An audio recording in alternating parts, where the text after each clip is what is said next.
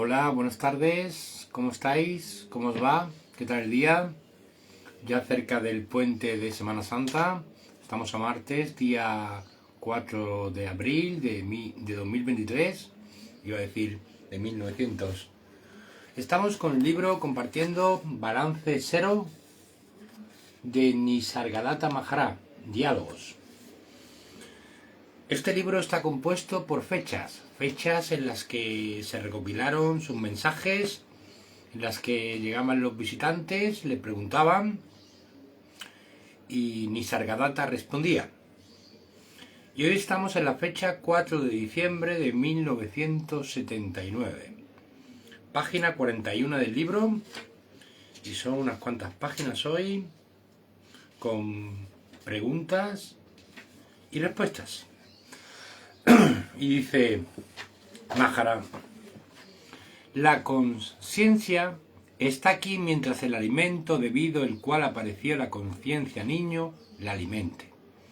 Cuando los jugos del alimento se secan, la conciencia desaparece. ¿Ha leído usted Yo soy eso? El visitante le responde sí.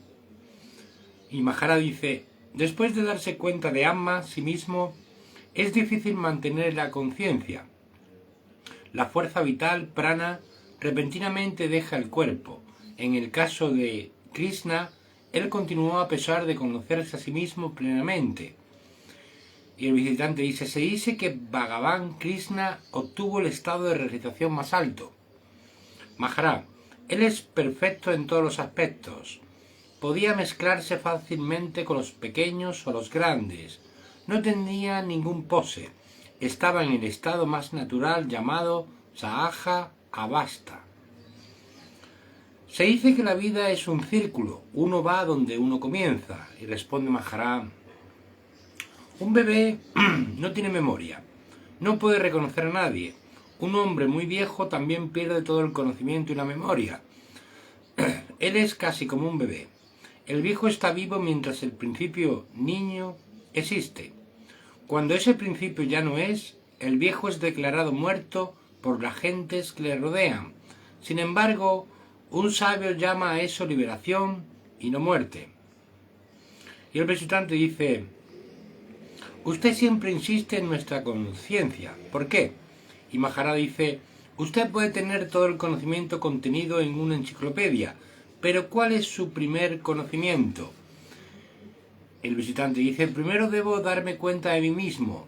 Ese es el primer conocimiento. Maharaj dice: sí, ese primer conocimiento no está. ¿Cuál es la utilidad de todo su conocimiento, por grande que sea? Y el visitante dice: es completamente inútil. Esa es la importancia de la conciencia. Si ella desaparece, ¿de qué puede gozar usted? Usted puede ser un hombre muy rico, pero sin conciencia, ¿cuál es la utilidad de toda su riqueza? Así pues, ¿qué es más grande, la riqueza o la conciencia?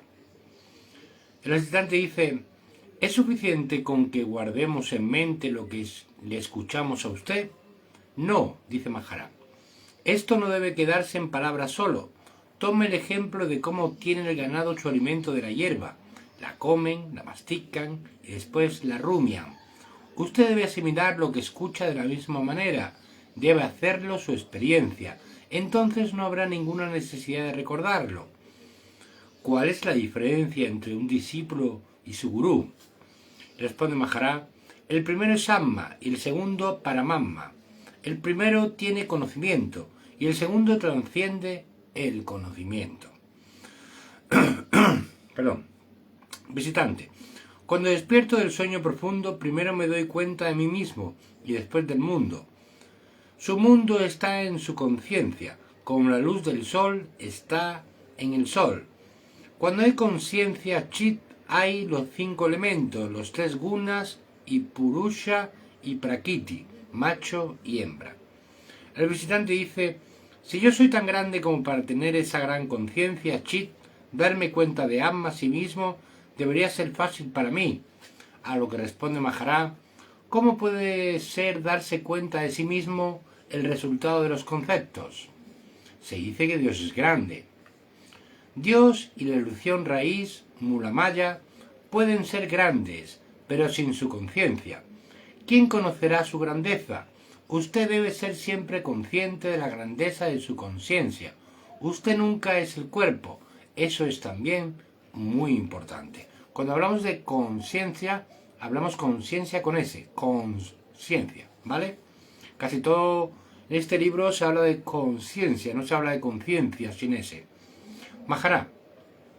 Al contrario, ello no tiene el menor conocimiento. Lo que le digo no es de oídas, es mi propia experiencia.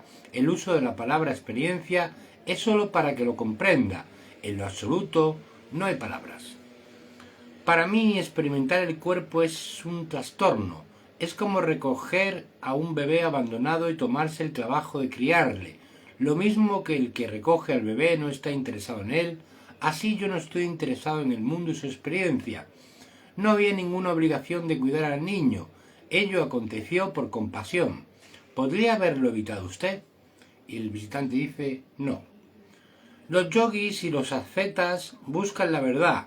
Solo lo absoluto puede ser llamado la verdad. ¿No es así? Sí.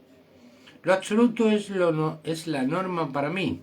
Para mí la conciencia es como un forúnculo doloroso. Desde tiempos inmemoriales, yo soy lo absoluto, lo que quiera que ello sea. Nadie puede presenciar eso, en mayúscula. ¿Cuál es su reacción a la envidia, el odio y la guerra en el mundo? Maharaj, me disgustan las gentes que trastornan a los demás y les hacen daño. Pero nadie puede abandonar sus tendencias, ya sean buenas o malas. Yo le digo a la conciencia, tú no estabas aquí y estás destinada a desaparecer en un suspiro. ¿Qué quieres? ¿Qué te satisfará? ¿Por qué luchas así? ¿Cuál es la utilidad de los objetos, de los sentidos, cuando la conciencia no está? Dice el visitante. Esa es también nuestra experiencia de la conciencia. Todo lo que ve y hace, usted sabe simultáneamente que eso no estaba antes del supuesto nacimiento. Todo el mundo ha tenido directa o indirectamente una iniciación a la religión a la que pertenece. No es importante saber quién recibe la iniciación. No es necesario averiguar cuál es la naturaleza de ese quién. ¿Quién dará respuesta a mis preguntas? Y el visitante dice, muchas de esas preguntas nos obsesionan sin ninguna solución duradera.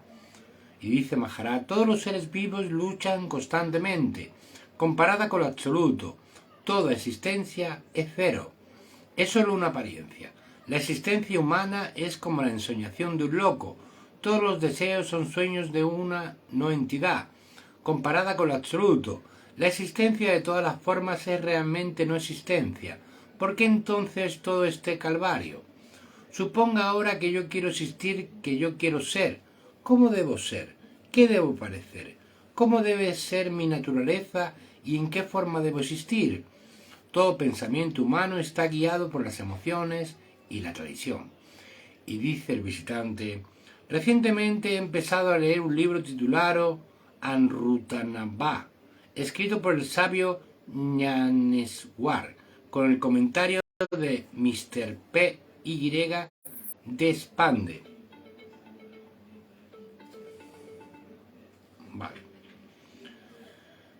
Maharaj, le diré al señor Deshpande que él es un tipo genial por haber hecho ese trabajo. ¿Quién aparece primero, la experiencia o el experimentador? Y el visitante dice, por supuesto aparece primero el experimentador. Maharaj dice, ¿cuál es la naturaleza del experimentador? ¿Cuál es su experiencia de la inmortalidad? ¿Cuál es la experiencia de usted? Y el visitante dice, yo no puedo comentar, hasta ahora solo he leído unas pocas páginas. Y Maharaj dice, ¿qué es lo que actúa? Los tres gunas o cualidades satya, rajas y tomas hacen todas las actividades. ¿Quién hace uso de las cualidades para actuar? Satya es la cualidad de los 5 elementos, de los cuales el primero es el espacio. La interacción o el conflicto entre los elementos finalmente se posa en la superficie de la Tierra. Entonces aparece la vegetación con múltiples formas. De ahí aparecen los demás seres vivos. De estos, la mejor es la forma humana. Lo absoluto es la única verdad. Para ello no hay ninguna aparición ni desaparición. Ello es uno y solo uno. No hay ningún presenciador de ello. Lo que acontece es lo efímero, lo que se llama el mundo. Comparada con lo absoluto, la existencia del mundo es momentánea, como si no fuera. Todas las experiencias de un lapso de vida están restringidas a ese lapso solo. No hay ninguna continuidad de las experiencias de una vida a otra. Lo absoluto no tiene el menor toque de la ilusión raíz, mulamaya. La conciencia está ausente en lo absoluto.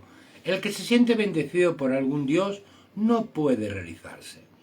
Mientras hay la idea de virtud o de mérito religioso, no hay ninguna esperanza de darse cuenta de Atma. Su estado actual no es verdadero, pues cambia y no es el absoluto, no es absoluto. Usted tiene que darse cuenta de lo absoluto. Lo que yo no soy lo arrojé todo por la borda. Después de desechar completamente mi supuesto ser, también deseché mi no ser. Yo soy lo absoluto, que no puede ser descrito como esto o eso. Mi experiencia coincide con el siguiente verso de Swami Randas en su libro Dashboard. Todo lo que apareció, todo eso desapareció. Todo lo que no era, todo eso no fue. Lo que quedó aparte de estos dos, eso permaneció, pero más allá de toda descripción. En este mundo el que no puede encontrar un presenciador que le presencie es un sabio, un devoto de Dios. Un devoto de Dios está protegido por Dios y Dios es el presenciador de su devoto. Pero el sabio no puede encontrar un presenciador que le presencie. No hay ningún otro presenciador que el sabio mismo. Todos nuestros problemas y esfuerzos por encontrar una solución se deben a la aparición de la conciencia, en el sueño profundo y también después de darse cuenta de Atma. Cuando la conciencia desaparece, los problemas cesan. Cuando se es ignorante, uno puede minimizar sus dificultades, evitando hacer daño a los demás. Ese Iswara o Dios murió en alguien. ¿Qué aconteció entonces? Lo mismo que ha acontecido aquí. Maharaj se señala a mí mismo. Mis palabras son difíciles de comprender y aún más difíciles de aceptar. Bueno, pues hemos leído el 4 de diciembre de 1979. Mañana estaremos en el 5 de diciembre de 1979. Buenas tardes, gracias a todos y nos vemos.